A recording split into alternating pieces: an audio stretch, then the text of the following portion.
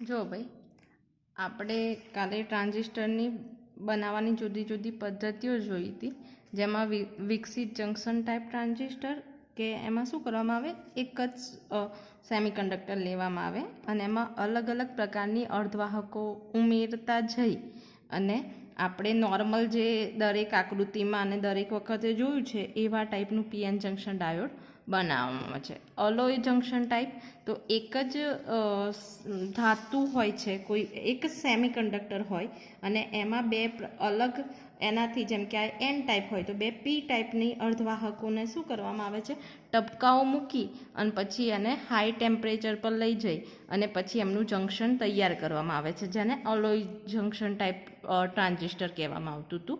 ત્યારબાદ આપણે ડિફ્યુઝન પદ્ધતિથી ઉચ્ચ આવૃત્તિવાળું ટ્રાન્ઝિસ્ટર મેળવ્યું હતું. તો ડિફ્યુઝન પદ્ધતિથી જે બનાવ્યું હતું એ શું કર્યું હતું ભાઈ, તે એક પ્રકારનું કલેક્ટર લેવા, જે પણ પ્રકારનું કલેક્ટર બનાવવો છે એ પ્રકારની ધાતુ લેવાની અર્ધવાહક, જેમ કે એન ટાઈપનો છે તે લેવાનું. પછી એમાં આપણે શું કરીએ છીએ ભાઈ, તો ફોટોલિથિયોગ્રાફી મેથડથી અહીં આપણે બેઝ બનાવીએ છીએ જે પી પ્રકારનો અર્ધવાહક છે, અને ત્યારબાદ એની વચ્ચે એમીટર મૂકવામાં આવે છે. અને એ કઈ પદ્ધતિથી મૂકીશું એમીટર છે, તો ગેસ ડિફ્યુઝન પદ્ધતિથી. તો આ રીતે આપણને ડિફ્યુઝન પદ્ધતિથી ટ્રાન્ઝિસ્ટર બનાવી શકાય. અને લાસ્ટ હતું મીસો ટાઈપ ટ્રાન્ઝિસ્ટર પદ્ધતિ, કે જેમાં એની બનાવટ એ રીતે હોય કે કલેક્ટરનો પાર્ટ છે, કલેક્ટર અને બેઝ વચ્ચેનું જે સંપર્ક એરિયા છે એ ઘટાડવામાં આવે છે, જેના કારણે આપણને ઊંચી આવૃત્તિ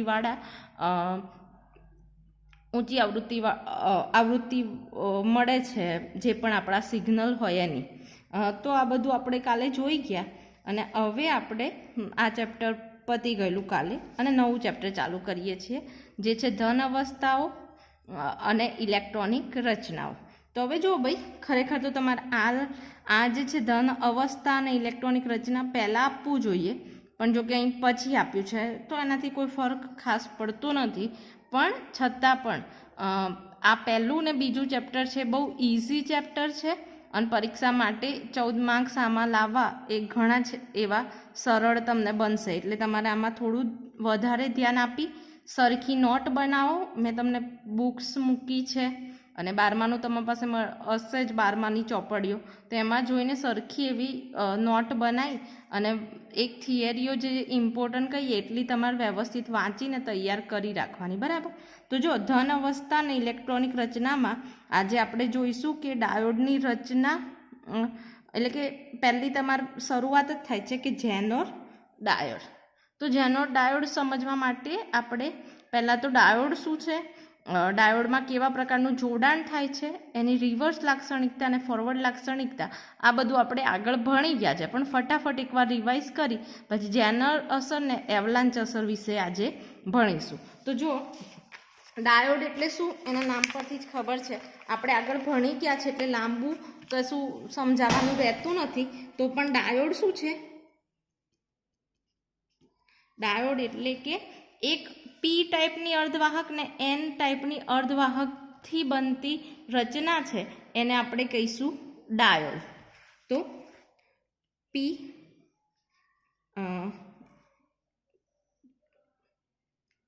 પ્રકારની અને એન પ્રકારની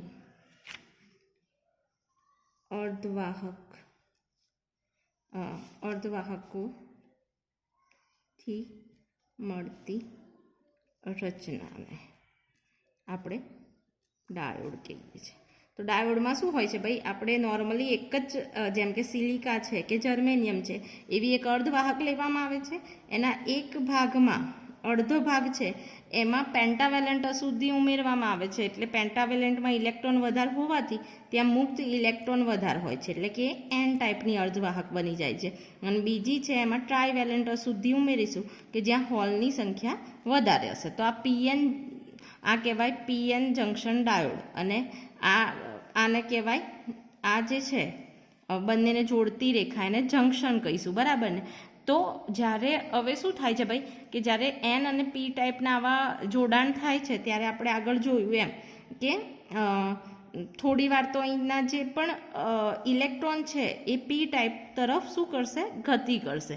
અને એના કારણે શું થશે ભાઈ કે થોડો ટાઈમ થઈ જશે ને તો પછી આ ઇલેક્ટ્રોન છે એ હોલમાં આમ બેસી જશે અને પછી શું કરશે, અહીંથી આગળ જશે નહીં. તો એક એવી કન્ડિશન આવશે જે આપણે આગળ ભણ્યા છે એટલે હું આખું ચર્ચા નથી કરવી, પણ એવો ટાઈમ આવશે કે જ્યાં આપણા જંક્શનની પાસે જ્યાં એન ટાઈપની અર્ધવાહક છે ત્યાં હોલનો જમાવડો થઈ જશે અને પી ટાઈપની અર્ધવાહક છે ત્યાં ઇલેક્ટ્રોનનો જમાવડો થઈ જશે. અને એના કારણે પછી અહીંથી ઇલેક્ટ્રોન છે એ સહેલાઈથી આપણા પી ટાઈપના અર્ધવાહકમાં જઈ શકે નહીં. તો આ જે વસ્તુ છે એને કહેવાતા હતા ડેપ્લેશન સ્તર.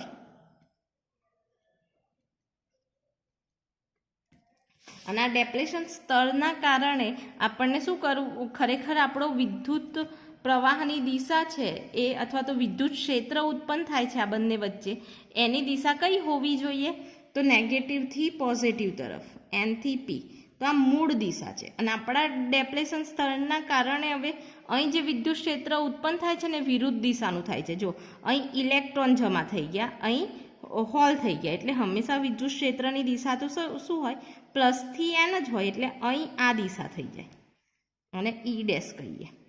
ઇન ધ સેન્સ આપણું વિદ્યુત ક્ષેત્રની જે દિશા કરતાં અહીં વિરુદ્ધ પ્રકારનું વિદ્યુત ક્ષેત્ર ઉત્પન્ન થાય છે. અને હવે મારે ઇલેક્ટ્રોનને અહીંથી અહીં જવું હોય કે હોલને અહીંથી અહીં જવું હોય તો આટલું ડેપ્લેશન સ્તર અથવા આટલા વિદ્યુત ક્ષેત્રનો સામનો કરવો પડે. અને એ અથવા તો એને ક્ષેત્ર કહીએ કે એને વિદ્યુત સ્થિતિમાન જો કે કહેવામાં છે વી, તો આટલા વિદ્યુત સ્થિતિમાનનો એને સામનો કરવો પડે. અને એ સામનો કરવા માટે આપણે શું કરવું પડે, પછી આગળ જો પ્રવાહ ચલાવવો હોય તો અહીં બહારથી બેટરી જોડવામાં આવે. બરાબર.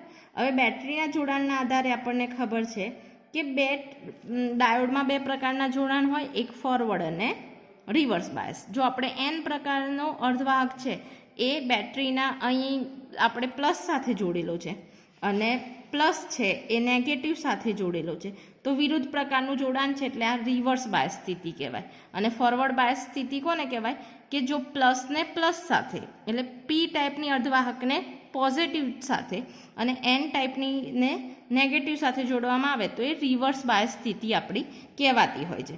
અને પછી આપણે આગળ જોઈ બી ગયા હતા કે ફોરવર્ડ બાયસ હોય ત્યારે શું થશે ભાઈ, તો ફોરવર્ડ બાયસ એટલે એક સારું જોડાણ છે કે જેના કારણે ડેપ્લેશન સ્તરની પહોળાઈ છે ઘટે છે અને એના કારણે ઇઝીલી આપણા મેજોરિટી ચાર્જ કેરિયર છે એક જગ્યાએથી બીજી જગ્યાએ જઈ શકે છે. પણ જો રિવર્સ બાયસ સ્થિતિ જોડવામાં આવે તો પછી એ શું કરે, આપણા ડેપ્લેશન સ્તરની જે વિદ્યુત ક્ષેત્રની દિશા હોય ને એ જ અહીંથી ઉત્પન્ન થતું આપણો ચાર્જ વિદ્યુત ક્ષેત્ર હોય એની દિશા પણ એ જ દિશામાં હોય. એટલે ડેપ્લેશન સ્તરમાં શું કરે છે, એ વધારો કરે છે. અને એવી કન્ડિશનમાં આપણા મેજોરિટી ચાર્જ કેરિયર એક જગ્યાએથી બીજી જગ્યાએ જઈ શકતા નથી. અને એવી કન્ડિશનમાં પ્રવાહ મળે છે ઓછા પ્રમાણમાં.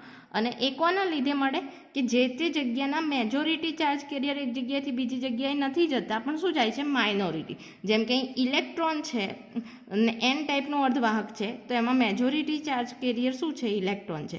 પણ જ્યારે ડેપ્લેશન સ્તર બહુ મોટું થઈ જાય એટલે કે અહીં બહુ બધા હોલનો જમાવડો અને અહીં પીમાં છે તો ઇલેક્ટ્રોનનો જમાવડો થઈ જાય અને ડેપ્લેશન અહીં વી બહુ વધી જાય તો અહીં એક જગ્યાએથી બીજી જગ્યાએ છે એ માઇનોરિટી ચાર્જના બદલે મેજોરિટી ચાર્જ કેરિયર એક જગ્યાએથી બીજી જગ્યાએ જવું જોઈએ, એની જગ્યાએ શું થાય છે, માઇનોરિટી ચાર્જ કેરિયર અહીંથી અહીં જાય છે. જો હું લાંબુ કરતી નથી કેમ કે મેં બહુ જ સરખી રીતે ને સારી રીતે તમને એક્સપ્લેન કર્યું છે, તો છતાં પણ તમારે આ જોવું હોય તો કયું તમારો બીજો વિડીયો છે એ બીજો કે ત્રીજો વિડીયોમાં આને ફોરવર્ડ બાયસ રિવર્સ બાયસ બહુ સારી રીતે સમજાયેલું છે, તો એ તમારે એકવાર જોઈ લેવાનું ફરી રિવિઝન માટે.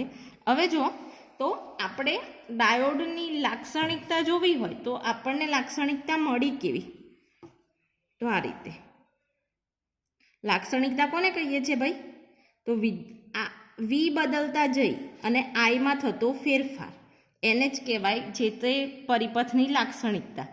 તો અહીં આપણું વિદ્યુત સ્થિતિમાન છે, અહીં પ્રવાહ આઈ છે.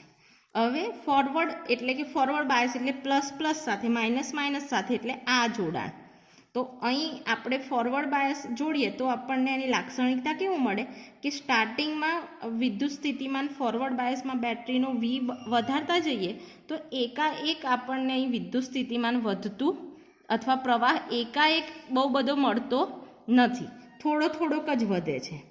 એટલે કે આ રીતે ગ્રાફ બને.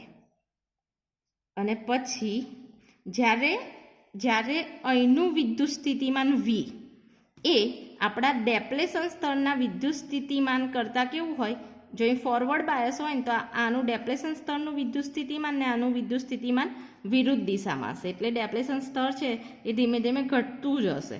અને તો એ ઘટે છે ત્યારે આપણને પ્રવાહ મળશે નહીં, કેમ કે આપણી બધી જ એનર્જી છે એ ડેપ્લેશન સ્તર ઘટાડવામાં જાય છે. તો ક્યારે પ્રવાહ એકાએક વધે કે જ્યારે આપણું અહીંનું વિદ્યુત સ્થિતિમાન છે એના કરતાં આપણા બેટરીનું વિદ્યુત સ્થિતિમાન છે એ થોડું વધી જાય, ત્યારે આપણું આસાનીથી આપણા મેજોરિટી ચાર્જ કેરિયર અહીં ડેપ્લેશન સ્તર પાર કરી શકે. તો એ વખતે જ્યારે એકાએક જે વિદ્યુત સ્થિતિમાન માટે પ્રવાહનું મૂલ્ય એકાએક વધે છે ફોરવર્ડ બાયસમાં, જેને આપણે કહીએ છીએ બ્રેક ઓવર વોલ્ટેજ અથવા તો થ્રેશોલ્ડ વોલ્ટેજ, આને VR અથવા તો આને શું કહેવાય ભાઈ કે ફોરવર્ડ બાયસ સ્થિતિ માટે પ્રવાહનું મૂલ્ય એકાએક વધે છે એ વોલ્ટેજને કહેવાય છે થ્રેશોલ્ડ.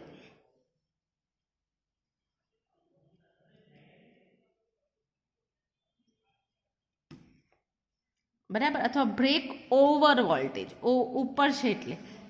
તો આ આપણે જોઈ ગયા છે. હવે જેનો અને અહીં જે પ્રવાહ મળે છે ને મિલી એમ્પિયરના ક્રમનો છે, બરાબર ને. હવે આપણે આ જે ચેપ્ટરમાં જોવાનું છે એ બધી જ વસ્તુ છે એ રિવર્સ બાયસ સ્થિતિની વાત કરવાની છે. એટલે આ તો એ વાત સમજાવવા માટે, પણ હવે આપણને ઇન્ટરેસ્ટ છે રિવર્સ બાયસ સ્થિતિમાં. તો રિવર્સ બાયસ સ્થિતિમાં પીએન જંક્શનમાં થાય છે શું ભાઈ કે આપણે વિરુદ્ધ પ્રકારનો વી અહીં જોડવાના કારણે ડેપ્લેશન સ્તરમાં વધારો આવી જાય છે. અને એટલે શું થશે કે અહીં નોર્મલી બ્રેક ઓવર વોલ્ટેજ અથવા થ્રેશોલ્ડ વોલ્ટેજ છે ને એ કેટલાય મળી જાય. તો સપોઝ સિલિકા હોય ને તો 0.7 વોલ્ટે આપણને 0.7 વોલ્ટ જેટલો વોલ્ટ વધારીએ ને તો પ્રવાહ એકાએક મિલી એમ્પિયરના ક્રમનો મળે. અને જો જર્મેનિયમ હોય તો એના માટે 0.3ની વેલ્યુ છે. પણ રિવર્સ બાયસ સ્થિતિમાં થાય છે શું હવે કે અહીં હવે ડેપ્લેશન સ્તર ઘણું મોટું છે, અને ઘણું મોટું હોવાને કારણે અહીં આપણને કોઈ પ્રકારનો વોલ્ટેજ વધારતા જઈશું કોઈ જ પ્રકારનું આપણને પ્રવાહમાં એકાએક વધારો મળશે નહીં. આમ ખાસો લાંબુ લઈ જઈએ ત્યાં સુધી અને આમ પ્રવાહ મળે. તો આ છે આપણો પ્રવાહ છે આટલા સુધીનો, એ કેટલો હશે માઇક્રો એમ્પિયરના ક્રમનો. બહુ જ ઓછો પ્રવાહ મળ્યો, આટલો પ્રવાહ, બરાબર. અને પછી એક એવો વોલ્ટેજ હજુ વોલ્ટેજ વધારવામાં આવે તો શું થશે ભાઈ કે વોલ્ટેજ બહુ વધતા અહીંના જે પણ ઇલેક્ટ્રોન હશે જે ડેપ્લેશન સ્તરમાં રહેલા છે એ ઇલેક્ટ્રોન છે એ એકદમ એમને પ્રવેગિત એટલે બળ મળશે, અને એ શું કરશે બહુ બધું વોલ્ટેજના મદદથી એમને જે બળ મળે એટલે પ્રવેગિત થશે. અને પ્રવેગિત થયેલા ઇલેક્ટ્રોન છે એ બીજા ઇલેક્ટ્રોન સાથે અથડાય અને બીજા ઇલેક્ટ્રોનને પણ એનર્જી આપે, અને એ એનર્જી અને અથડામણના કારણે સહસંયોજક બંધ તૂટશે. અને સહસંયોજક બંધ તૂટવાને કારણે આપણને પછી બહુ બધા મુક્ત ઇલેક્ટ્રોન મળે, અને મુક્ત ઇલેક્ટ્રોન પાછા આ વોલ્ટેજની અસરના કારણે પાછા પ્રવેગિત થાય અને બીજા ઇલેક્ટ્રોન તૂટે.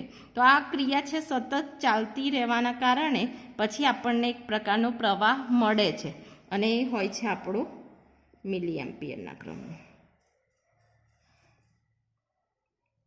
તો અહીં લખવાનું કે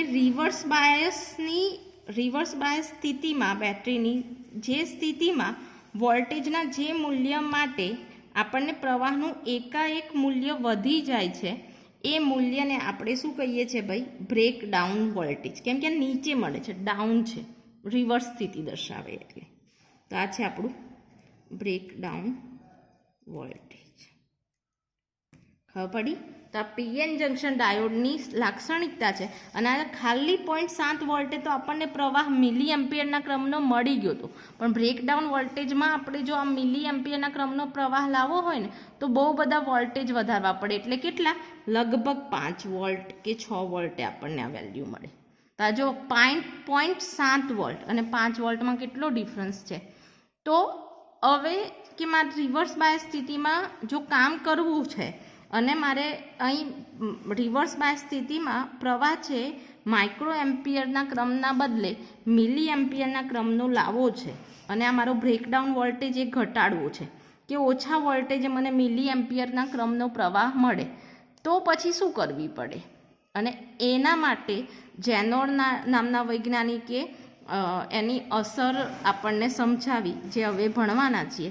તો ચલો આપણે પહેલાં તમે જેનોર ડાયોડ પૂછાય તો પહેલાં તમારે શરૂઆત શું કરવાની ભાઈ કે પીએન ડાયોડ એટલે શું, અને પીએન ડાયોડ માટે તમારે પહેલાં લખવાનું કે જ્યારે આ પીએન જંક્શન ડાયોડની લાક્ષણિકતા સમજાવવાની. અને એમાં સિમ્પલ જ કહેવાનું કે પીએન જંક્શન ડાયોડની લાક્ષણિકતાના ગ્રાફ પરથી ખબર પડે છે કે જ્યારે આપણે ફોરવર્ડ બાયસ જોડાણ કર્યું છે બેટરીનું, ત્યારે આપણને શું મિલી એમ્પિયરનો ક્રમનો પ્રવાહ છે એ 0.7 વોલ્ટ જેટલા ઓછા થ્રેશોલ્ડ વોલ્ટેજ માટે મળે છે.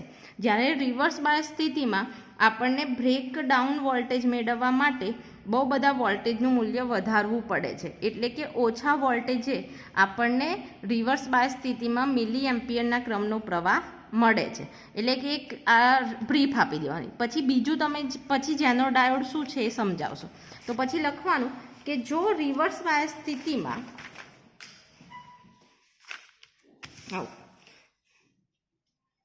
કે જો રિવર્સ બાયસ સ્થિતિમાં વિદ્યુત પ્રવાહનું મૂલ્ય મિલી એમ્પિયરના ક્રમનું લાવવા માટે જેનર ડાયોડને સમજવા જરૂરી છે. તો જેનર ડાયોડ છે ને એ બે પ્રકારની અસરના કારણે મળે, એક જેનર અસર અને બીજી એવલાન્ચ અસર. તો એ લખવાનું કે જેનર ડાયોડ છે એ એવલાન્ચ અસરથી ચાલતા જે પણ ડાયોડ છે ને એ પણ જેનર ડાયોડ છે, અને જેનર અસરના કારણે ચાલતા ડાયોડ પણ જેનર ડાયોડ જ છે. તો એ લખવાનું કે આપણા જેનર નામના વૈજ્ઞાનિકે નોંધ્યું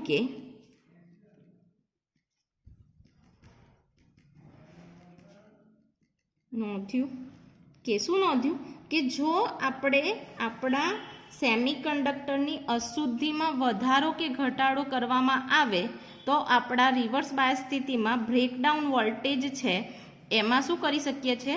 ઘટાડો કરી શકાય છે, અથવા તો પ્રવાહ છે મિલી એમ્પિયરના ક્રમનો મેળવી શકાય. તો જેનર નામના વૈજ્ઞાનિકે નોંધ્યું કે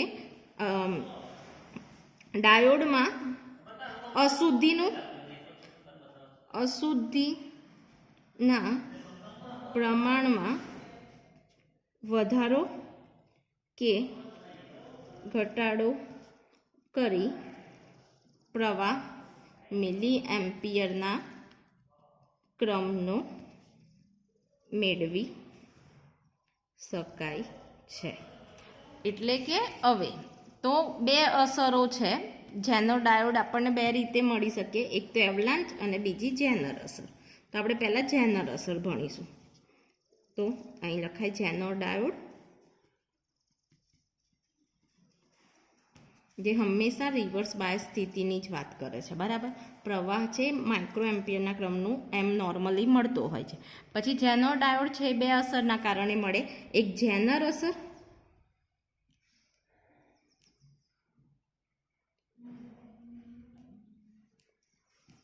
અને બીજી છે એવલાન્ચ અસર.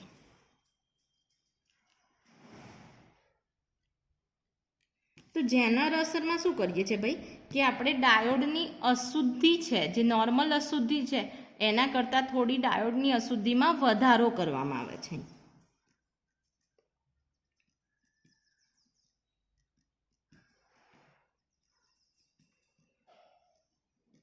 તો અશુદ્ધિમાં જો વધે તો આપણને ખબર છે કે મેજોરિટી ચાર્જ કેરિયર છે એ વધે, અશુદ્ધિ વધે એમ આપણા મુક્ત ઇલેક્ટ્રોન જો એન ટાઈપ હોય તો એમાં મુક્ત ઇલેક્ટ્રોન વધે, અને આમ હોય તો મુક્ત હોલની સંખ્યા છે પી ટાઈપના અર્ધવાહકમાં વધી જાય. અને જો આપણા મુક્ત ઇલેક્ટ્રોન અને હોલ વધે તો આપણું જે પણ વહન છે આપણા મેજોરિટી ચાર્જ કેરિયરનું એ ઇઝી થાય, અથવા ડેપ્લેશન સ્તરની પહોળાઈ છે એ અશુદ્ધિ ઉમેરવાના કારણે શું થઈ જાય, ઘટી જાય. અને જેના કારણે આપણા જે પણ મેજોરિટી ચાર્જ કેરિયર છે એ પીમાંથી એન કે એનમાંથી પી તરફ જવા માટે કેવું થાય છે, એમને વધારે ફોર્સની જરૂર પડતી નથી, અને જેના કારણે આપણને ઓછા એવા વોલ્ટેજ બ્રેકડાઉન વોલ્ટેજ મળે અને પ્રવાહ છે મિલી એમ્પિયરના ક્રમનો મળતો હોય છે. એટલે અહીં લખવાનું કે જેનર અસર પહેલાં સમજાવવાની,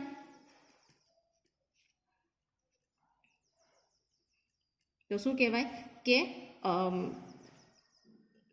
અર્ધવાહકમાં અથવા ડાયોડમાં અશુદ્ધિનું પ્રમાણ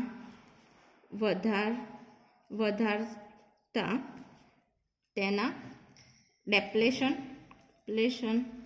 સ્તરમાં ઘટાડો થાય છે, બરાબર. અને જેના કારણે મેજોરિટી ચાર્જ કેરિયર, મેજોરિટી એટલે એનમાં ઇલેક્ટ્રોન ને પીમાં હોલ, તો મેજોરિટી ચાર્જ કેરિયર એ શું થઈ જાય છે, સહેલાઈથી પીથી એન કે એનથી પી તરફ ગતિ કરે છે, અને માટે પ્રવાહ એ મિલી એમ્પિયરના ક્રમનો મળે છે, બરાબર ને. તો આપણે બસ આ લખી કાઢવાનું, અને એ ગ્રાફ છે એ પછી જે જેનો ડાયોડનો ગ્રાફ છે ને એ જેમ કે કેવું મળે અહીંથી એકદમ આ તો મેં આમ બતાવ્યું છે તમને, આમ ખરેખર નોર્મલી જો અશુદ્ધિનું પ્રમાણ ઉમેરવામાં ના હોય તો ગ્રાફ રિવર્સ બાયસનો તો અહીંયા જ અટકી જાય, પણ જો આપણે અશુદ્ધિ ઉમેરીએ તો એ કેવો એકદમ શાર્પ થઈને ખટાક કરતો નીચે આવશે, પ્રવાહમાં થોડો એવો વોલ્ટેજ વધારશો ને તો એકાએક પ્રવાહ વધી જાય છે, બરાબર. તો અશુદ્ધિનું પ્રમાણ વધારવામાં આવે તો શું થશે ભાઈ, અહીં ડેપ્લેશન સ્તર ઘટશે, એટલે ખરેખર તો પહેલાં થાય મુક્ત અથવા તો મેજોરિટી ચાર્જ કેરિયર વધે છે,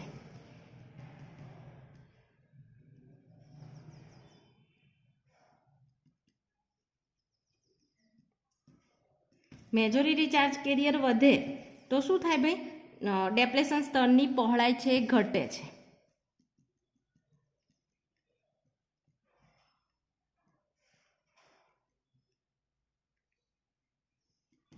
અને ડેપ્લેશન સ્તરની પહોળાઈ ઘટે તો એક જગ્યાએથી બીજી જગ્યાએ મેજોરિટી ચાર્જ કેરિયર છે ક્યાં જતા રહે, સહેલાઈથી એનું મૂવ થાય. આપણે અહીં તફાવત લખીએ તો અહીં લખીએ, પછી ક્યાં લખીએ, એક આગળ જોઈએ,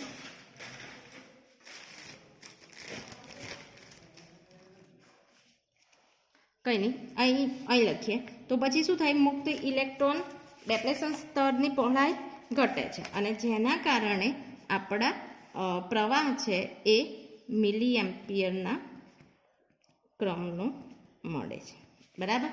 હવે જુઓ એ જ રીતે આપણે બીજી અસર છે એ એવલાંચ અસર જોવાની. હવે જો એક વસ્તુ, એક ઉદાહરણ પણ આપ્યું છે કે ભાઈ આપણે ડેપ્લેશન સ્તર ઓછામાં ઓછું કેટલું ઘટાડવું પડે કે જેથી કરીને આપણો પ્રવાહ છે એ મિલી એમ્પિયરના ક્રમનો મળે.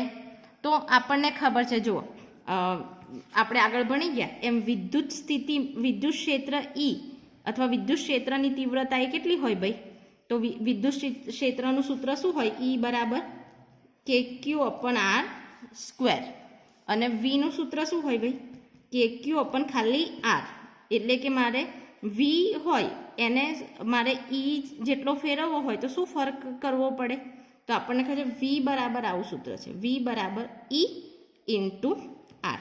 એટલે વીમાં હું એક ઈમાં એક આર આવે ને અહીં આર જતા રહે એટલે મારું સૂત્ર KQ/R બને, હે ને. તો વી બરાબર ER છે, માટે ઈ બરાબર શું થઈએ V/R. ઇન ધ સેન્સ કે મારે અહીં વિદ્યુત ક્ષેત્રની તીવ્રતા એ કેટલી રાખવું કે જેથી કરીને પ્રવાહ મિલી એમ્પિયરના ક્રમનો મળે. તો અહીં એક આપ્યું છે કે સપોઝ હું ડેપ્લેશન સ્તરની પહોળાઈ એ સપોઝ મારી આટલી હોય 200 એંગસ્ટ્રોમ, અને જો હું આપતું વોલ્ટેજ હોય V બરાબર આ અંતર R ડેપ્લેશન સ્તરનું, અને અથવા એને ડી પણ કહો, અંતર L પણ કહો, જે પણ કહો. તો ડેપ્લેશન સ્તર 200 એંગસ્ટ્રોમ હોય અને V આપ્યો હોય એ 2 વોલ્ટ હોય, બરાબર. તો અહીં મૂકીએ તો શું થાય ભાઈ, તો વોલ્ટ છે એટલે અહીં 2, અહીં 200 એંગસ્ટ્રોમ. તો 200 એંગસ્ટ્રોમ એટલે શું ભાઈ, તો 2 ગુણ્યા 200 એંગસ્ટ્રોમને સેન્ટીમીટરમાં ફેરીએ તો 10⁻8 સેન્ટીમીટર થાય, બરાબર. તો આ એકમ થઈ ગયો વોલ્ટ ઇન્ટુ સેન્ટીમીટર. મીટરમાં ફેરવીએ તો 10⁻10, પણ અહીં સેન્ટીમીટરમાં છે તો અહીં 2 ઉડી જાય. તો શું થઈ ગયું 1/100 ગુણ્યા 10⁻8. તો આ 10⁻2, 2 માંથી -8માંથી 2 જાય તો -6, અને ઉપર જાય તો +6 વોલ્ટ પર સેન્ટીમીટર. એટલે અહીં કેટલો 10⁶. એટલે આપણને જે પ્રવાહ છે એ આપણને કેટલો ભાઈ મળ્યો, એ આપણને માઇનસમાં મળ્યો નથી, પણ ખાસો એવો વધારે પ્રકારમાં મળે છે. એટલે આપણે કહી શકીએ કે જો આપણું ડેપ્લેશન સ્તર છે એ એંગસ્ટ્રોમના ક્રમનું હોય તો આપણને જે પ્રવાહ મળશે એ મિલી એમ્પિયરના ક્રમનો મળે. એટલે આપણે મોસ્ટલી શું કરવામાં આવે કે જેનોર અસર મેળવવા માટે આપણા ડેપ્લેશન સ્તરમાં એટલી અશુદ્ધિ ઉમેરવામાં આવે કે જેથી કરીને ડેપ્લેશન સ્તર ઘટે. અને કેટલા પ્રમાણમાં કે એની જે પણ પહોળાઈ છે એ એંગસ્ટ્રોમના ક્રમની આવી જોઈએ, બરાબર. તો આ એક ઉદાહરણ છે જે તમારે લખવું હોય લખી કાઢવાનું, અંદર છે તો કશું યાદ રાખવાનું નથી. એટલે હવે જોઈએ ભાઈ એવલાંચ અસર. તો આમ તો નામ જ છે એવલાંચ, એટલે ખબર ને આપણે અઘરી વસ્તુ કે જેને ચડવું એમ મુશ્કેલ હોય. તો અહીં શું થાય બીજી અસર,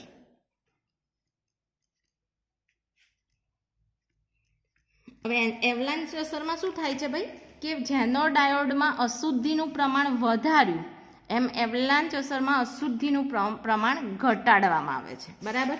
એટલે અહીં એવલાંચ અસરમાં અશુદ્ધિનું પ્રમાણ ઘટાડવામાં. હવે અશુદ્ધિનું પ્રમાણ ઘટે તો ડેપ્લેશન સ્તર છે તો શું થાય ભાઈ, એમ મેજોરિટી આમ પેલું ડેપ્લેશન આટલું પહોળું હતું રિવર્સ બાયસ, પાછી અશુદ્ધિ ઘટાડી એટલે કે આપણા મેજોરિટી ચાર્જ કેરિયર ઓછા થઈ ગયા, એટલે મૂળ વિદ્યુત ક્ષેત્ર છે એ ખાસું એવું ઓછું થઈ ગયું, અને પેલું આ ડેપ્લેશન સ્તરનું વિદ્યુત ક્ષેત્ર જે વિરુદ્ધ દિશામાં છે વધી ગયું. એના કારણે આપણે શું થશે ભાઈ કે ડેપ્લેશન સ્તર વધશે.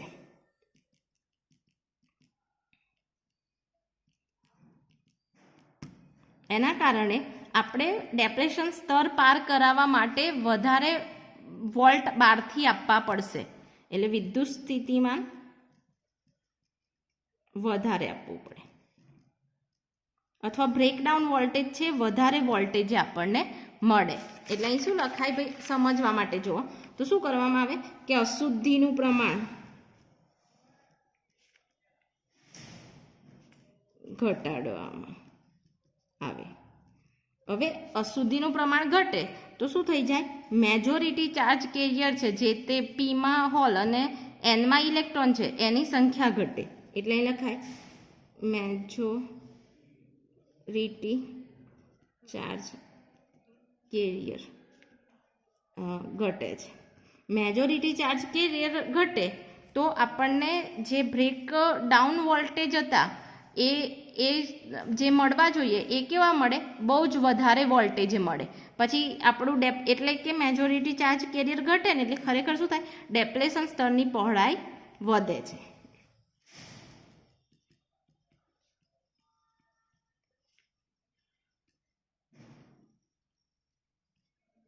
માટે આપણને રિવર્સ વોલ્ટેજ જે બહારથી આપીએ છીએ બેટરીના એ વધારે આપવા પડે. માટે લખવું પડે કે ડેપ્લેશન સ્તર કરવા વધુ વોલ્ટેજ આપવા પડે. હવે શું થાય ભાઈ, વધારે વોલ્ટેજ આપણે બેટરીને આપીશું, જેમ કે સપોઝ અહીં આપણું છે આ પી છે ને, આ એન ટાઈપનું છે ડાયોડ, તો અહીં રિવર્સ બાયસ સ્થિતિમાં જેનો ડાયોડ કામ કરે, તો અહીં પી છે તો અહીં નેગેટિવ હશે, અને અહીં એન છે તો અહીં પોઝિટિવ ચાર્જ જોડીએ. તો હવે શું થયું કે ઓલરેડી આપણે રિવર્સ બાયસ સ્થિતિમાં છે, એટલે ભાઈ ડેપ્લેશન સ્તર ઘણું મોટું છે, અને પાછું આપણે અહીં અશુદ્ધિ ઘટાડી દીધી એટલે ડેપ્લેશન સ્તર પાછું ઘણું મોટું થઈ ગયું.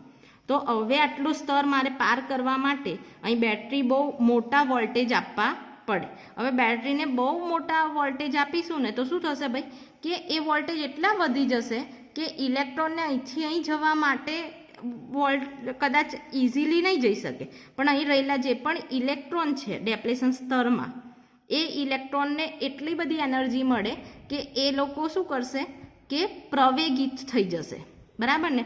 વિદ્યુત ક્ષેત્ર મળે તો પછી એમનો બળ મળે ને એ પ્રવેગથી ગતિ કરે, અને બહુ જ ફાસ્ટ એવી ગતિ અથવા પ્રવેગિત ઇલેક્ટ્રોનની ગતિને કારણે બીજા ઇલેક્ટ્રોન છે જે સહસંયોજક સાથે બંધાયેલા છે એ ઇલેક્ટ્રોન સાથે અથડાશે, અને અથડામણના કારણે બીજા જે સહસંયોજક બંધ છે એ તૂટશે, અને બીજા મુક્ત ઇલેક્ટ્રોન આપણને મળશે, અને મુક્ત ઇલેક્ટ્રોન છે એ પણ પાછા શું કરશે, આ બેટરીની અસરને કારણે પ્રવેગિત થશે, બીજા ઇલેક્ટ્રોન સાથે અથડાશે, બીજા મુક્ત ઇલેક્ટ્રોન સ્થપાશે, અને એ રીતે આપણને પછી એકાએક પ્રવાહમાં વધારો જોવા મળશે, અને એ પણ હશે આપણો મિલી એમ્પિયરના ક્રમનો, બરાબર ને. તો અહીં લખવું પડે ડેપ્લેશન સ્તર પાર કરવા વધુ વોલ્ટેજ આપવા પડે, અને જેના કારણે શું થાય કે મુક્ત ઇલેક્ટ્રોન પ્રવેગિત થાય છે, અને પ્રવેગિત ઇલેક્ટ્રોન છે એ સહસંયોજક બંધવાળા ઇલેક્ટ્રોન સાથે અથડાય છે, માટે પ્રવેગિત ઇલેક્ટ્રોન સહસંયોજક બંધિત ઇલેક્ટ્રોન સાથે અથડાય છે, અને જેના કારણે શું થાય છે, સહસંયોજક બંધ તૂટે છે.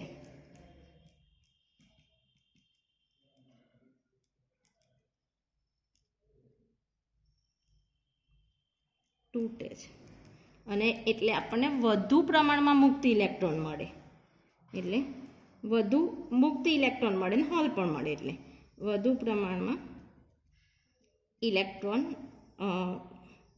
મુક્ત મળે, અને જે પ્રવેગિત થઈ બીજા ઇલેક્ટ્રોન સાથે અથડાઈ અને બીજા મુક્ત ઇલેક્ટ્રોન મેળવે છે. આ પ્રક્રિયા સતત ચાલતી રહે છે.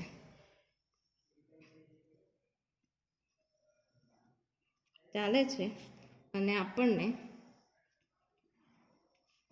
પ્રવાહમાં એકાએક વધારો જોવા મળે છે, જે માટે અહીં મળતો પ્રવાહ એ કેટલા ક્રમનો હશે ભાઈ, મિલી એમ્પિયરના ક્રમનો હશે, ના કે માઇક્રો એમ્પિયરના ક્રમનો હશે. તો તમારા આ થઈ ગઈ એવલાંચ અસર. તો ભાઈ જેનોર ડાયોડ છે એમાં હંમેશા જેનોર ડાયોડમાં શું હોય તો આપણો બ્રેક ઓવર વોલ્ટેજ છે એ જેનોર અસરમાં ઓછા વોલ્ટેજે અશુદ્ધિ ઉમેરી એટલે ઓછા વોલ્ટેજે આપણને મિલી એમ્પિયરના ક્રમનો પ્રવાહ મળે છે. એટલે કેટલા અસરે તો અહીં લખાય કે જેનોર અસરના કારણે અથવા તો જેનોર અસર છે ને, એટલે એવું લખાય કે બ્રેકડાઉન વોલ્ટેજ 2 વોલ્ટથી ઓછા વોલ્ટેજે જે કામ કરતું હોય એને આપણે કહીશું જેનોર ડાયોડ. એટલે લખાય કે એક્ઝેક્ટ વર્ડ આપણે જોઈએ કે 4 વોલ્ટ કરતાં ઓછો હોય જો જે પણ ડાયોડનો, એવું લખી શકાય, જે ડાયોડનો બ્રેકડાઉન વોલ્ટેજ એ 4 વોલ્ટ કરતાં ઓછો હોય તો એમાં આપણે એને આપણે શું કહીશું ભાઈ કે કઈ અસર થઈ હશે? જેનર અસર હશે, બરાબર ને? ઓછો હોય તો ત્યાં જેનર અસર લાગુ પડેલ હોય છે. પછી જો આપણો વોલ્ટેજ 6 વોલ્ટ કરતાં વધારે મળે તો 6 વોલ્ટ કરતાં વધારે બ્રેકડાઉન વોલ્ટેજ મળે તો ત્યાં એવલાંચ અસર જોવા મળે છે, બરાબર. અને વચ્ચે કે 4 વોલ્ટથી 6 વોલ્ટ હોય, 4 વોલ્ટથી 6 વોલ્ટ વચ્ચે આપણને બંને અસરો જોવા મળે. આપણને એવલાંચ તથા જેનર અસર જોવા મળે છે. ખબર પડી? તો ભાઈ શું છે, તો જે ડાયોડમાં બ્રેકડાઉન વોલ્ટેજ છે 4 વોલ્ટેજ કરતાં ઓછું હોય તો એ જેનર ડાયોડ, 6 વોલ્ટ કરતાં વધારે હોય તો એવલાંચ અસર અથવા તો એવલાંચ ડાયોડ કહેવાય. અને 6થી 4 વોલ્ટથી 6ની વચ્ચે હોય ત્યાં આપણને જેનર અસર પણ હોઈ શકે અને એવલાંચ અસર પણ હાજર હોય છે. અને જેનર ડાયોડ છે એની આકૃતિ છે ને એ ડાયોડની આકૃતિ જેવી જ છે, એટલે કે આવી ડાયોડની આકૃતિ છે. સોરી, થોડી સરખી દોરીએ.